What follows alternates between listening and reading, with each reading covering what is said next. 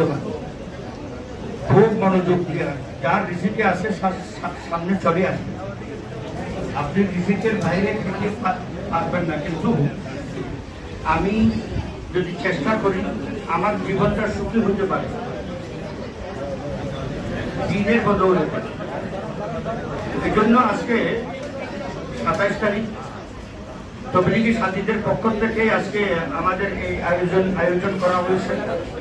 তাদের জন্য দোয়া করব, নিজের জন্য দোয়া করব, আল্লাহ তাআলা যেন দিনের সহি বুঝ আমাদেরকে দান করেন। আমি আজকে বাচ্চাদেরকে কিছু কথা বলছি, সে কথাগুলো বাচ্চারা যারা ম্যাট্রিকে পরীক্ষার্থী তাদের কাছে অনুরোধ করে বলছি, তারা যেন এই কথার উপরে আমল করার চেষ্টা করেন ইনশাআল্লাহ। আর আজকে একটু কথা বলতে চাই। সামনে 2 দিন পরে ইনশাআল্লাহ ঈদের দিন আসবে। ঈদের দিন তো এমনি আনন্দের দিন। এখানে একটা কথা বলেছি, ঈদের দিন একটা আনন্দের দিন। সাহরিতে খালাম, এই যে রমজান ইফতারের সময় ইফতার করলাম, এর জন্য যদি 30 দিন পর ঈদের দিন থাকে, যে ব্যক্তি বালিগ হওয়ার পর থেকে মৃত্যু পর্যন্ত রোজা রাখলেও গুনাহ না করার, মিথ্যা না বলার, কোন বেহুদা কথা না শোনার, মৃত্যু পর্যন্ত কোনো গুনাহ করে না, গুনাহ রোজা রাখলো, গুনাহ করে নাই, বেহুদা কথা বলে নাই। এই জন্য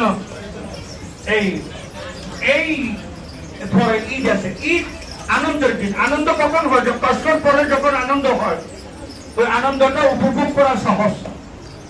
এই জন্য আমি বলতেছি, নামাজে ঈদের সময়, ঈদের দিন আনন্দের দিন।